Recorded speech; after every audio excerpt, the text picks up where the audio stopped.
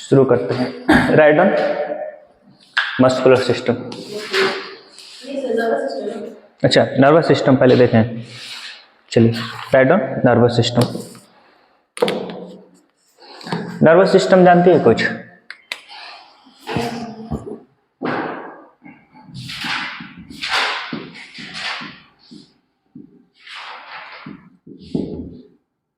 Nervous system देखिए, nervous system हमारे body का सबसे इंपॉर्टेंट ऑर्गन में से एक है। क्या? हमारे बॉडी का मोस्ट इंपॉर्टेंट ऑर्गन में से एक है नर्वस सिस्टम। देखो, नर्वस सिस्टम पहले होता क्या है इसमें देख लेंगे। तो नर्वस सिस्टम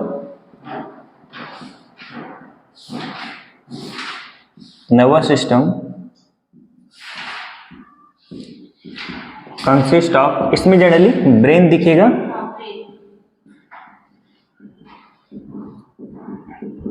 स्पाइन दिखेगा और न्यूरॉन्स दिखेगा।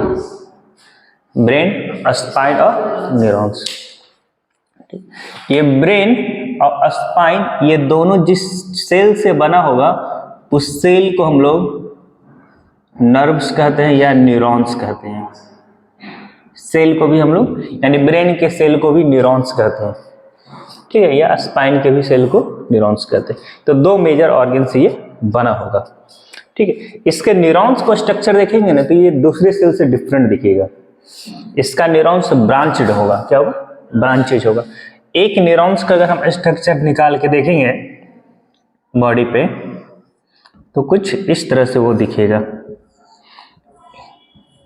कुछ कुछ न्यूरॉन्स हमारे बॉडी में 1 मीटर तक लंबा होता है। कितना? 1 मीटर तक। ये कुछ कुछ न्यूरॉन्स सेल हैं जो 1 मीटर तक लंबा होगा।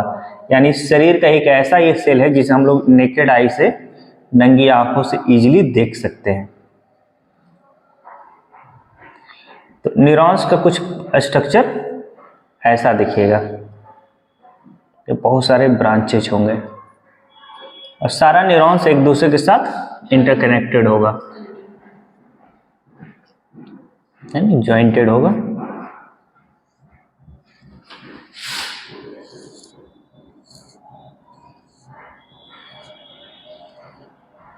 ये कहने का मतलब है बिल्कुल ये फाइब्रस ब्रांचेड स्ट्रक्चर होगा, बिल्कुल ब्रांच हो गए। सेल के सेंटर में न्यूक्लियस होगा, ठीक है। ये हेड पार्ट है, वो टेल पार्ट है, ठीक है।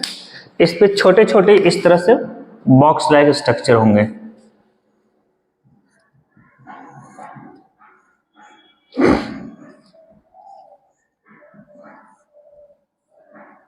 ये क्या है? एक न्यूरॉन का स्ट्रक्चर है, ठीक है। ये बीच वाला पार्ट लॉन्ग एलोंगेटेड है, ये नर्व एंडिंग बोलते हैं इसे। ये वाले पार्ट है ना, इसे हम लोग बोलते हैं नर्व्स एंडिंग, नर्व का सबसे। और ये वाले पार्ट ये सेल बॉडी है, सिंपली इसे हम लोग हेड बोलते हैं, ठीक है। और ये हर सेल के साथ अटैच होता है। हमारे शरीर में जितने सारे सेल्स हैं ना, उस सारे सेल्स के साथ ये अटैच रहेगा। ये दिख रहा है इसे आपको?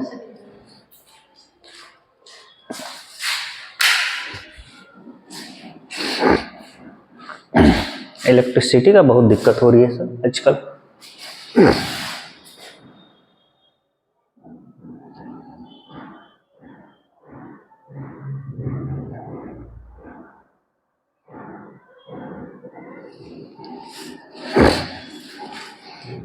तो ये क्या है? मैंने बोला ये नर्व, ठीक है, ये हर एक सेल के साथ अटैच है। जितने सारे हमारे बॉडी में सेल्स है वो ऑलमोस्ट सब सेल्स के साथ अटैच होगा और ये सेंस को रिसीव करता है।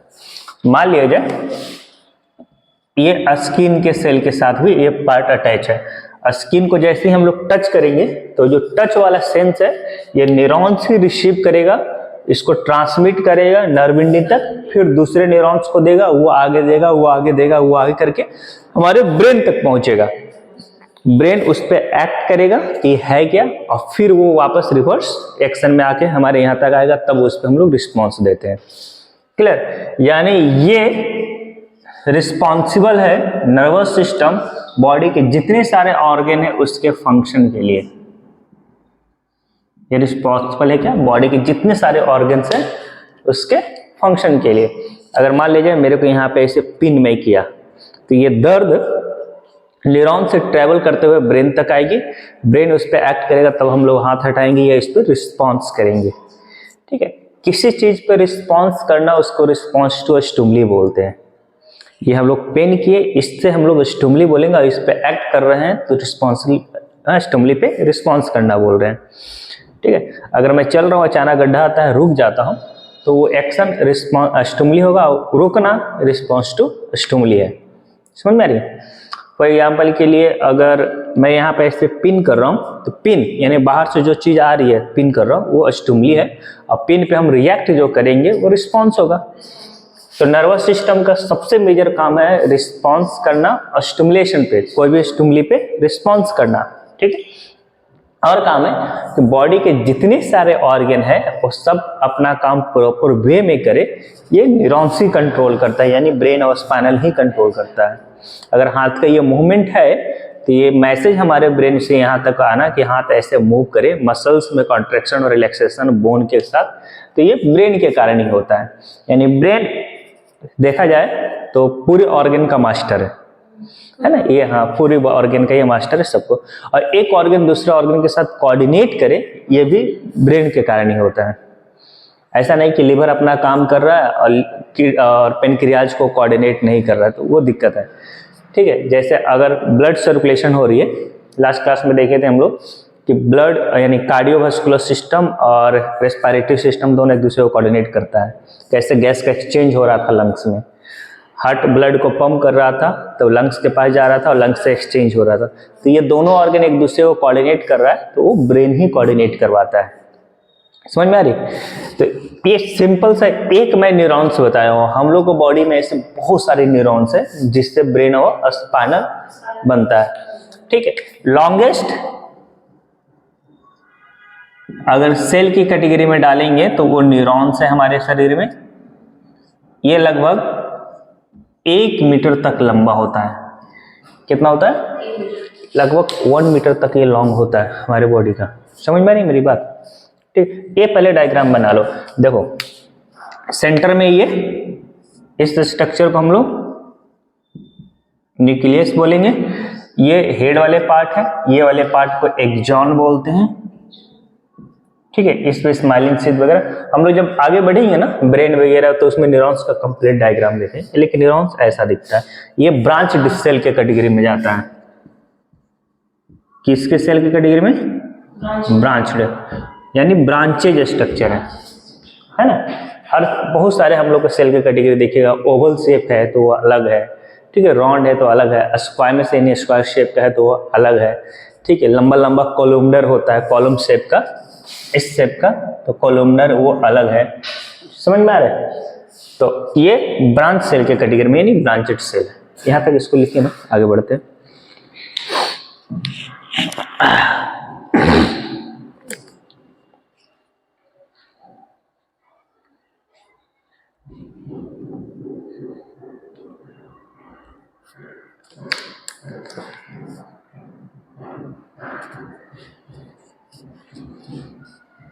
समझ में आ रहा है? ये बाउंस कर रहा है, बाउंस नहीं ना कर रहा है।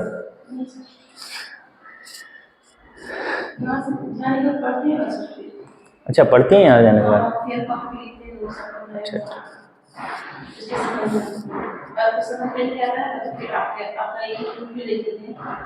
कहाँ? अच्छा, ये हो गया। यूट्यूब पे काफी लोग पढ़ता है, अब यूट्यूब पे मेरा काफी लोग पढ़ता है। हाँ, अच्छा,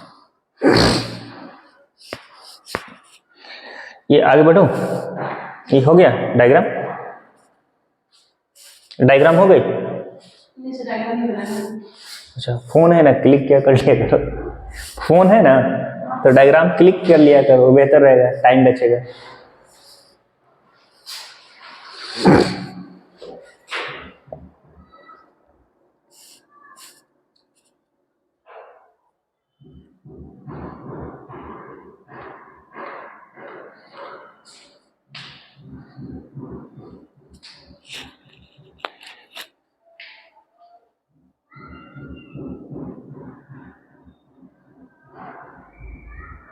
बढ़ो आगे। ठीक है, इसे मैं मिटाता हूं। देखिए अब नर्वस सिस्टम है ना, तो ये दो पार्ट में डिवाइड होता है। क्या होता है? दो, एक सेंट्रल नर्वस सिस्टम और एक पेरिफेरल नर्वस सिस्टम। क्या? हाँ, नर्वस सिस्टम हाँ डिवाइड सोल्व हो जाते हैं दो पार्ट में, यानी नर्वस सिस्टम है ये डिवाइड हुआ टू पार्ट में। क्या? एक को हम लोग बोलते हैं सेंट्रल नर्वस सिस्टम और एक को बोलते हैं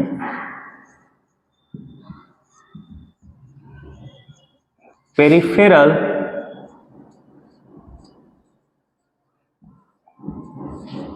नर्वस सिस्टम। देखो सेंट्रल नर्वस सिस्टम में ब्रेन प्लस स्पाइनल आ जाता है और पेरिफेरल में सिर्फ न्यूरॉन्स आता है। समझना मेरी बात को आराम से, ठीक है?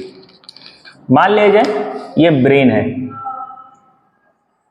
ठीक है, अब बैकबोन में इसका रीढ़ की हड्डी नीचे आ रही है, ठीक है, ये ब्रेन और बैकबोन में जो स्पाइन जाएगा ये, यानी ये ब्रेन और बैकबोन में रीढ़ की हड्डी में जो नर्व से आ रहा है वो स्पाइन। ये सेंट्रल नर्वस सिस्टम हो गया। अब स्पाइन से बहुत सारे ब्रांचेज निकल के पूरी बॉडी में फैलता है। स्पाइन से क्या है, बहुत सारे ब्रांचेज इस तरह से निकल के पूरी बॉडी में फैलते हुए जाता है। समझ में आ रही है? ये बैकबोन है ना, यहाँ से पूरा निकल के पीछे से पूरी बॉडी में फैलेगा, ब्रांच बनाते बनाते, मतलब फिंगर के टिप तक, सबसे नीचे तक। ये वाले पार्ट बनेगा पेरिफेरल। क्लियर? तो सेंट्रल नर्वस सिस्टम में ये सिर्फ ब्रेन और इससे जो निकल रहा है नीचे स्पाइनल कॉर्ड में जा रही है, वो वाली पार्ट आपका सेंट्रल हो गया। और स्पाइनल कॉर्ड से जो भी ब्रांच निकलेगा पीछे से पूरी बॉडी में फैलते हुए जाएगा, एक ब्रांच से दूसरा ब्रांच, दूसरे ब्रांच से बहुत सारे ब्रांचेज निकलते जाते हैं, वो सब पेरिफेरल नर्वस सिस्टम का पार्ट होगा। तो पेरिफेरल नर्वस सिस्टम एक्चुअल में स्टिमुलेशन के लिए रिस्पॉन्सिबल होता है, किसी भी सेंस को रिसीव करने के लिए पेरिफेरल, सेंस पे एक्ट करने के लिए भी पेरिफेरल, और सेंट्रल का काम है कि जो चीज रिसीव हुआ उस पर काम करना कि एक्चुअल है क्या। समझ में आ रही? अरे जैसे अगर आप मुझे देख रहे हो तो विजन आई के द्वारा पेरिफेरल नर्वस सिस्टम से होते हुए सेंट्रल में जाएगा, फिर ब्रेन उस पर एक्ट करेगा कि एक्चुअल क्या देख रहा है, फिर उसका रिजल्ट आएगा पेरिफेरल के द्वारा। समझ में आ रही? यानी ब्रेन को हम लोग मास्टर ऑफ ऑर्गन भी कहते हैं। यहां तक क्लियर? तो दोनों समझ में आ गया होगा कि सेंट्रल नर्वस सिस्टम को दो पार्ट में हम लोग कैसे डिवाइड किए, सॉरी नर्वस सिस्टम को दो पार्ट में कैसे किए, सेंट्रल नर्वस सिस्टम और पेरिफेरल नर्वस सिस्टम। यहां तक क्लियर है? ठीक, तो ये write down nervous system divide into two parts करके, सेंट्रल और पेरिफेरल, ये लिख लीजिए। अब इसका फंक्शन की बात करेंगे। ये सारा चीज हम लोग डीपली पढ़ेंगे जब नर्वस सिस्टम स्टार्ट करूंगा ना, तो 15-20 क्लास सिर्फ नर्वस सिस्टम में जाती है, उससे भी ज्यादा जाती है। तो ये सारी चीजें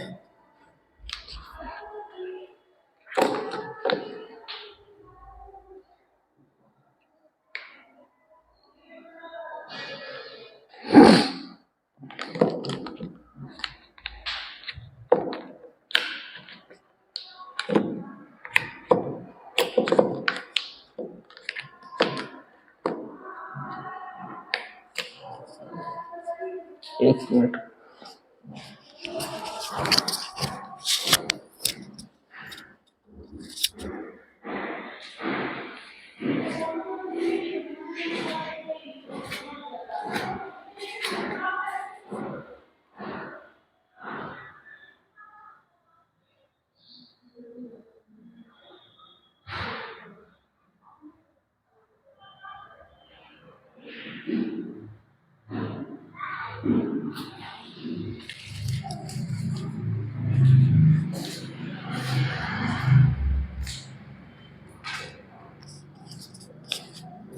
हो गया?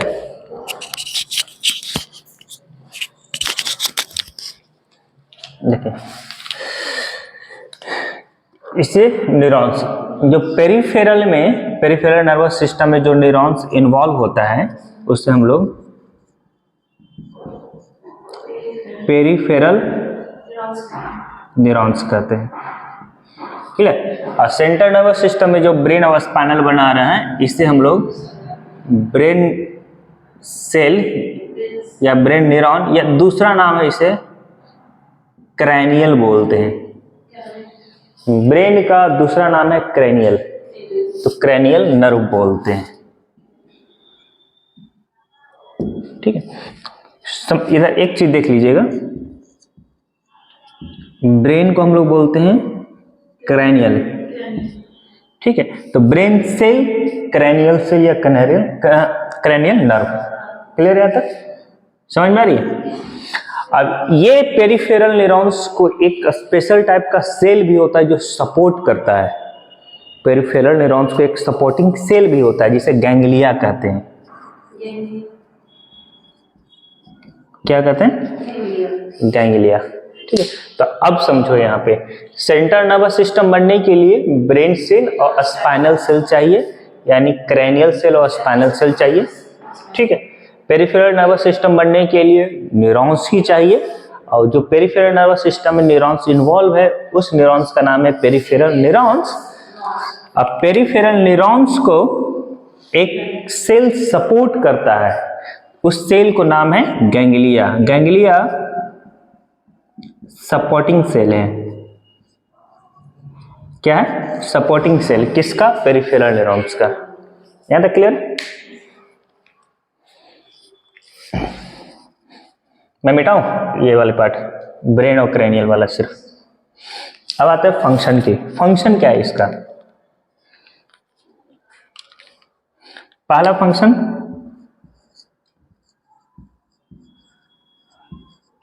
Control and coordinate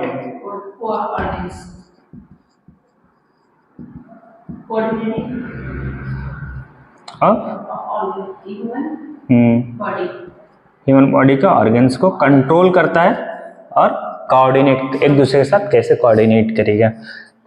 second function होगा रिस्पॉन्स टू स्टिमुली। स्टिमुली बाहर से कोई भी चीज हमारे बॉडी पर आ रही है उस पर एक्ट कर रहे हैं। हाँ, इसका दो काम है, सारे ऑर्गन को कंट्रोल करना, ठीक है, और सारे ऑर्गन एक दूसरे के साथ कोऑर्डिनेट कैसे कर रहा है, और रिस्पॉन्स स्टिमुली पे रिस्पॉन्स करना, ठीक है। ब्रेन के पास एक कुछ ग्लैंड होता है जैसे हाइपोथैलेमस ग्लैंड, पिट्यूटरी ग्लैंड, तो ये सब हार्मोन्स निकालता है। जैसे पिट्यूटरी ग्लैंड से ग्रोथ हार्मोन निकलती है तो हमारा बॉडी का ग्रोथ के लिए जिम्मेवार हो जाती है।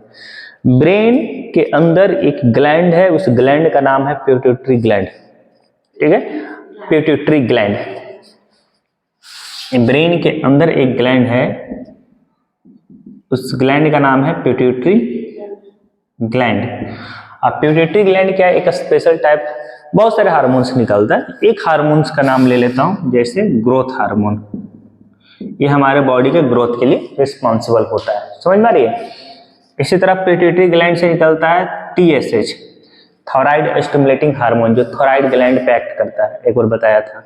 पिट्यूटरी ग्लैंड से निकलता है डोपामीन। डोपामीन एक तरह के मतलब हार्मोन्स ही हैं, केमिकल। जितने सारे हार्मोन्स होगा सब केमिकल सब्सटेंस होगा, और जितने सारे एंजाइम्स होगा वो भी केमिकल सब्सटेंस होगा, ठीक है। तो पिट्यूटरी ग्लैंड से एक और हार्मोन निकलता है डोपामीन, जो हम लोग का प्लेजर देता है, यानी खुशी महसूस कराता है। जब मोबाइल फोन आप स्क्रॉल करते हो ना तो डोपामीन उस समय निकलता है तो अच्छा फील होता है। आप मूवी देखने के शौकीन हो तो मूवी देखोगे तो डोपामीन ब्रेन से निकलता है तो वो अच्छा फील देगा, यानी प्लेजर के लिए ये सब रिस्पॉन्सिबल है, ठीक है। एड्रेनलिन एक हार्मोन निकलता है जो कार्डियक रिदम को मेंटेन करने का काम करता है। कहने का मतलब है कि सेंट्रल नर्वस सिस्टम यानी ब्रेन के पास कुछ ग्लैंड्स भी होते हैं जो हार्मोन सेक्रेशन में इन्वॉल्व होता है। समझ में आ रही? एक हाइपोथैलेमस है जो हमारे बॉडी को बैलेंस करके रखता है। अगर मैं खड़ा हूं तो ड्यू टू हाइपोथैलेमस, ठीक है। अगर पहाड़ पे चल रहा हूं तो ऐसे झुक जाता हूं तो हाइपोथैलेमस बॉडी को बैलेंस करके रखता है, ठीक है। तो इसका तीसरा फंक्शन होगा बॉडी बैलेंसिंग, और एक और फंक्शन होगा सेक्रीशन ऑफ हार्मोन।